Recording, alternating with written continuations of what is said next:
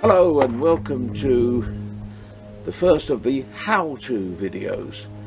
This is telling you how to do certain aspects of car and bike maintenance. Today we're going to do an oil and filter change on the Ford Fiesta. The car I'm going to use is a 2015 Fiesta 1.5 TDCI. The 1.4 and the 1.5 are very similar, so if you have a 1.4, this video will be just as helpful as if you have a 1.5. This particular car has done 141,000 miles, but I change the oil for him every 5,000 miles, and as a result, even though it's done such high mileage, it still drives like new and will easily see 250,000 miles. This car will easily do that.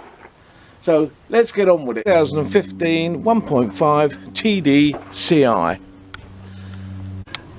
Currently showing 141,000 miles, but still driving like new. The oil filter is down there, so we'll have to remove the air filter box. Good opportunity to replace the air filter at the same time if you want to, but I'll show you how to do it. To start with, we're going to take this off. This just literally lifts up. There's a couple of poppers which allow it to be easily removed, and then once removed, put that nice and safely over there, and now you've got an opportunity to look at the engine.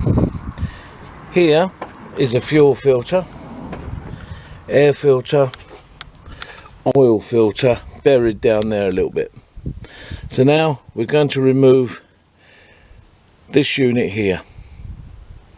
So to remove this, undo that there, that one, not that one, this one. Undo these 4 bolts. Make sure you just undo them. You don't have to screw them out because they stay within the cover. Pull this little red tab and then pull that off. Down here there's a hose which you just physically remove. Little air hose, and then you can lift this up, disconnect there, and then you can pull this up completely out the way. See, look, those screws are held in the case, they won't come out. That gives you the opportunity of removing and inspecting the air filter, and then we can remove the filter box. Now on the side there is a little bracket that's screwed on this particular car, and no, I didn't do it. There's a screw there which holds this bracket on, which holds all of that wiring in position. Well, on this particular car it's broken off, so that just falls down, but if yours isn't broken you'll have to remove that, and then basically flick this back over there and then lift the box out the way. The good thing when the box is lifted off, if there's any crap in there like leaves or anything, you can tip it upside down, empty it out or blow it out. Good opportunity for it to be nice and clean for when you put it all back together. Now that that's out the way, and here's that little bit that's normally screwed to the airbox, that there is the oil filter housing.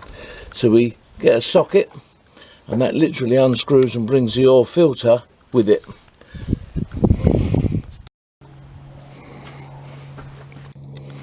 Connect the socket, unscrew it, and then as it unscrews you'll find that the cap will come off complete with the oil filter itself.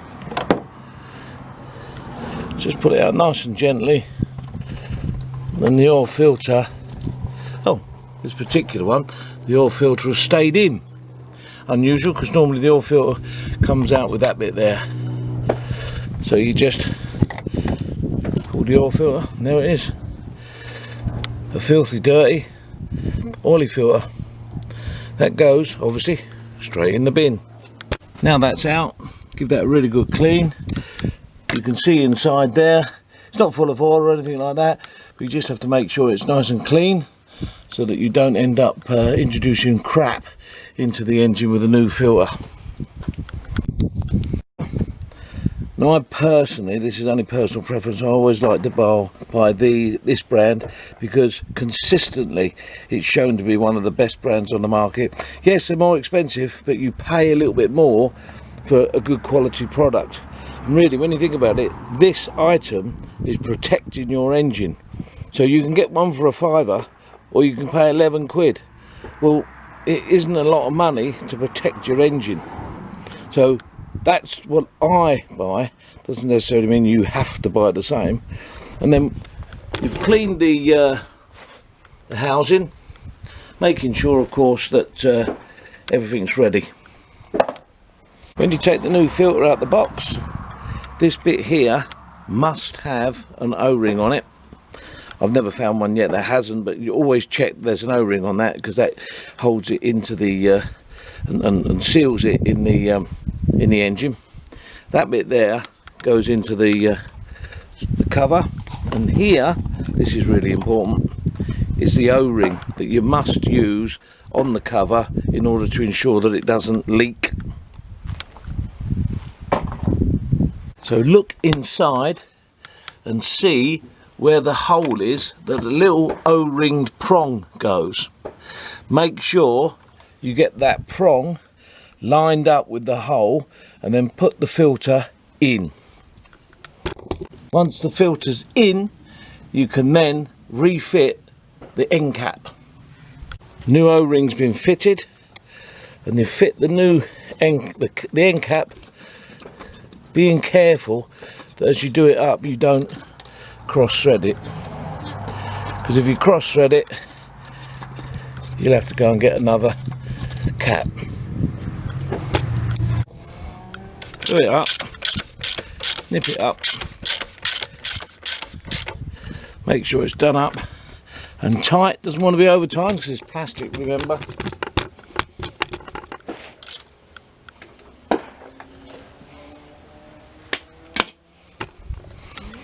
And then that basically is the oil filter fitted. So now you can put your air filter box back on.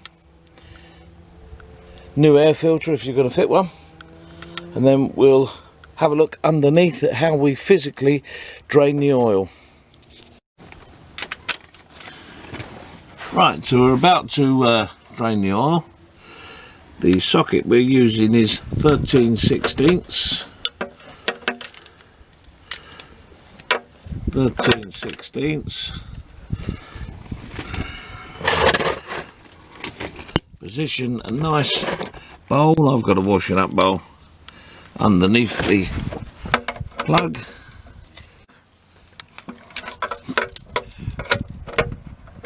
Remove the drain plug until the oil runs free. Allow it to drain for about 15 minutes and then we can refit the drain plug.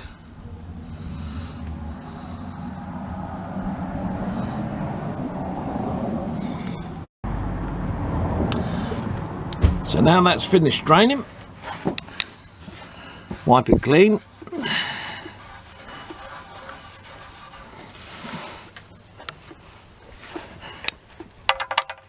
Get the sump plug,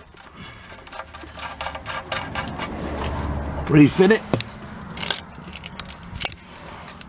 nip it back up.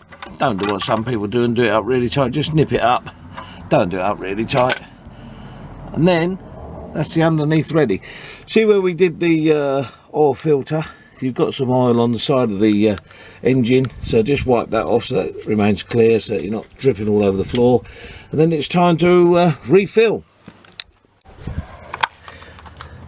So now we're going to fill her up with oil and then check the level with the dipstick.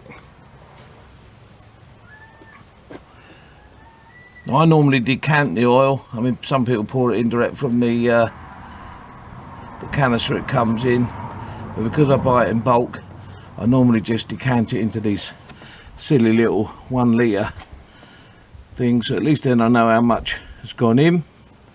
And you pour this in, and after you've put the required amount in, it's then a good idea to run the engine for a few seconds, just to, you know, a minute, just to run it, and then dip it to see where the level is, and then you can adjust the level as required to get it dead right. Right, so after a few of them, we then clean the dipstick so it's nice and clean, stick it in, pull it back out again, read where the oil level is, and as you can see it's at the bottom of the stick, so on minimum. So we know that at this particular present in time we need to put probably another one of those in.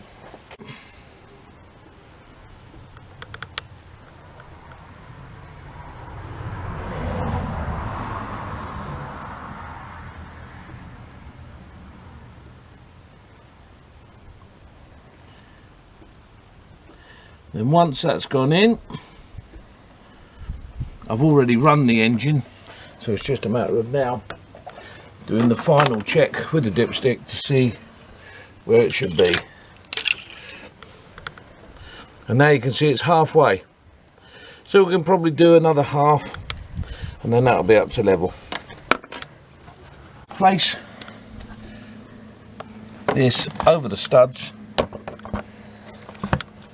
pop it on, and there you go. Give it a wipe over just to make sure it's clean. Oil and filter change done. And as I said to you before, the 1.4 engine is exactly the same really to work on as 1.5 as regards to the oil and filter change. Of course, your car may have, shame we fucking cleared it because we could have shown it, may have in the centre of the dash a service counter telling you that the oil service must be done. In order to clear that, all you do is you make sure you press the accelerator and the brake with the ignition on, engine not running, for 20 seconds. That will clear the display, and then it will come back on when the next service is required.